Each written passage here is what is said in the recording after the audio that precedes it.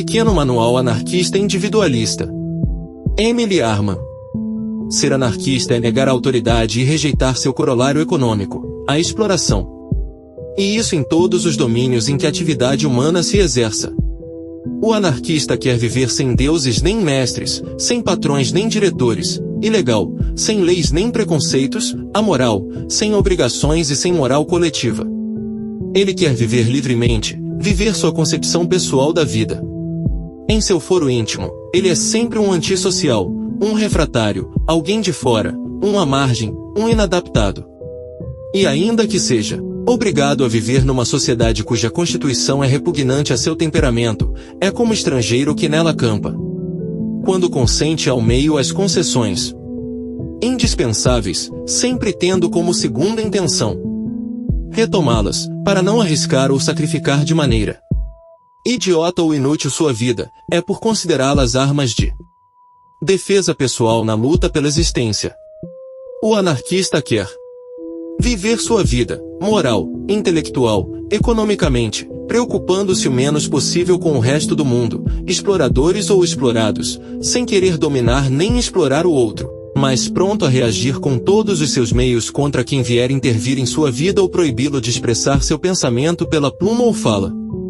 O anarquista tem por inimigo o Estado e todas suas instituições que tendem a manter ou a perpetuar o domínio sobre o ser individual. Nenhuma possibilidade de conciliação entre o anarquista e uma forma qualquer de sociedade baseada na autoridade, quer ela emane de um autocrata, de uma aristocracia ou de uma democracia. Nenhum campo de entendimento entre o anarquista e qualquer meio regulamentado pelas decisões de uma maioria ou os desejos de uma elite. O anarquista combate da mesma forma o ensino fornecido pelo Estado e aquele dispensado pela Igreja. Ele é o adversário dos monopólios e dos privilégios, sejam eles de ordem intelectual, moral ou econômica. Em suma, ele é o antagonista irreconciliável de qualquer regime, de qualquer sistema de vida social, de qualquer estado de coisas implicado na dominação do homem ou do meio sobre o indivíduo, e a exploração do indivíduo pelo homem ou meio. A obra do anarquista é acima de tudo uma obra de crítica. O anarquista vai semeando a revolta contra aquilo que oprime, entrava, opõe-se à livre expansão do ser individual. Ele deve se desvencilhar das mentes das ideias pré-concebidas, libertar os temperamentos aprisionados pelo medo, suscitar mentalidades livres da preocupação com o que vão dizer e com as convenções sociais. Depois, o anarquista estimulará quem quiser seguir a seu lado a se rebelar praticamente contra o determinismo do meio social, a se afirmar individualmente, a esculpir sua estátua interior, a se tornar, tanto quanto possível, independente do ambiente moral, intelectual, econômico.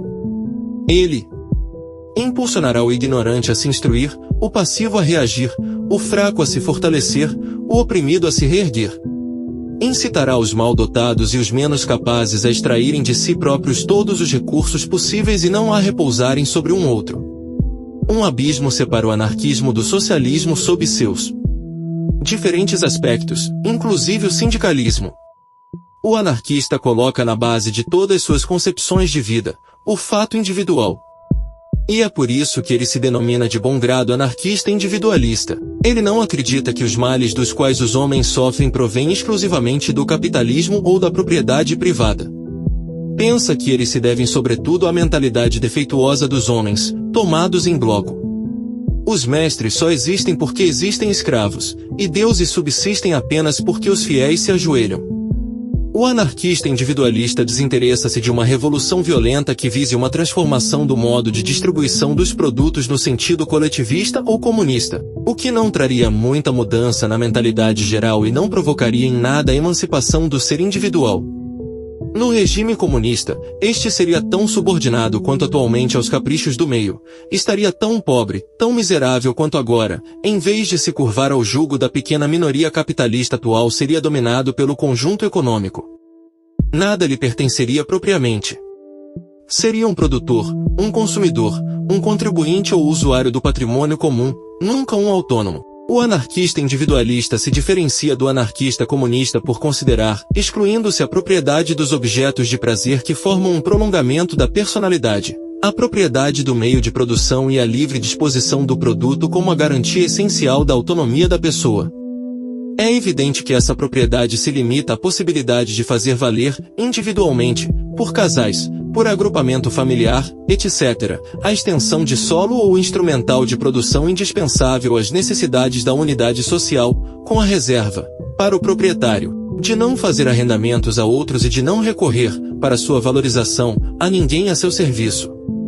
O anarquista individualista tampouco concorda em viver a qualquer preço como individualista e como explorador, ou viver sob regulamentação, desde que seu prato de sopa esteja assegurado, a vestimenta acertada, a casa garantida.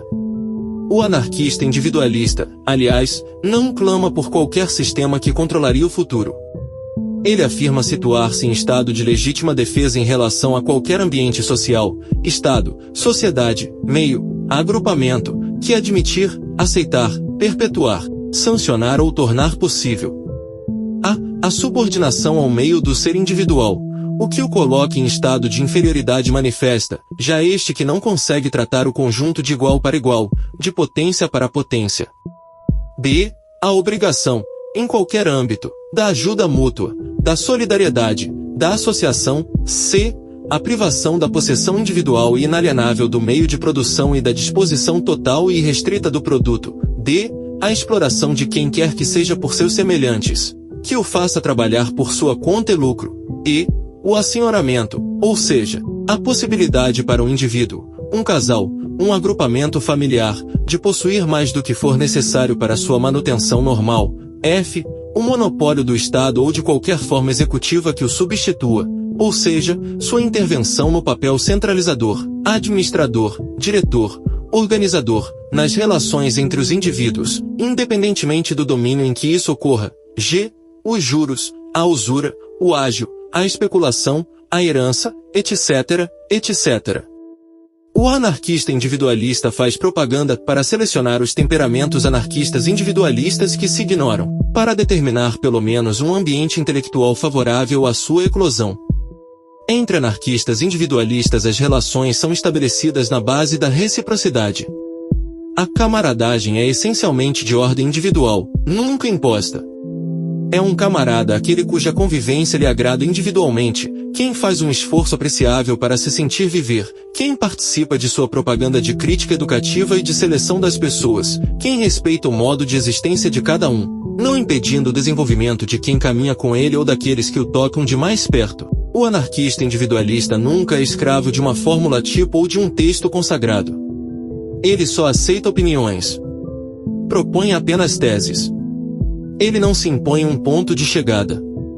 Caso adote um método de vida quanto a um ponto determinado, é para que este lhe garanta mais liberdade, mais felicidade, mais bem-estar, e não sacrifícios. E ele o modifica e transforma quando percebe que continuar sendo-lhe fiel diminuiria sua autonomia.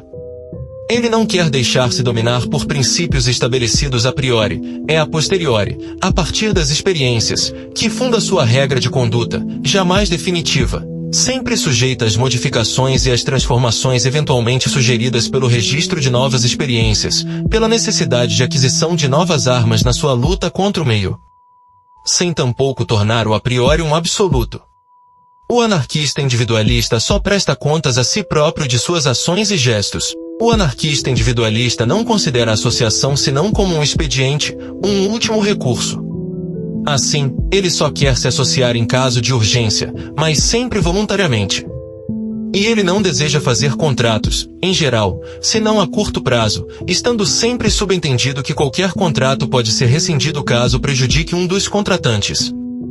O anarquista individualista não prescreve uma moral sexual determinada. Cabe a cada um determinar sua vida sexual ou afetiva ou sentimental, o que vale tanto para um quanto para o outro sexo. O essencial é que nas relações íntimas entre anarquistas de sexo diferente, não intervenha nem violência, nem coerção. Ele pensa que a independência econômica e a possibilidade de ser mãe por sua própria vontade são as condições iniciais para a emancipação da mulher. O anarquista individualista quer viver, quer poder apreciar a vida individualmente, a vida considerada em todas as suas manifestações. Mantendo-se, entretanto, mestre de sua vontade, considerando como servidores colocados à disposição de seu eu, seus conhecimentos, suas capacidades, seus sentidos, os múltiplos órgãos de percepção de seu corpo. Ele não é um medroso, e não se rebaixa.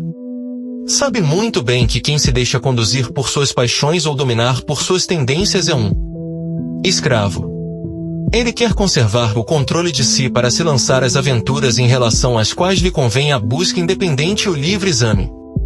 Ele irá preconizar de bom grado uma vida simples, a renúncia às necessidades factuais, servis, inúteis, a evasão das grandes aglomerações humanas, uma alimentação racional e a higiene corporal. O anarquista individualista irá se interessar pelas associações formadas por certos camaradas visando se desprender da obsessão de um meio pelo qual sente repugnância.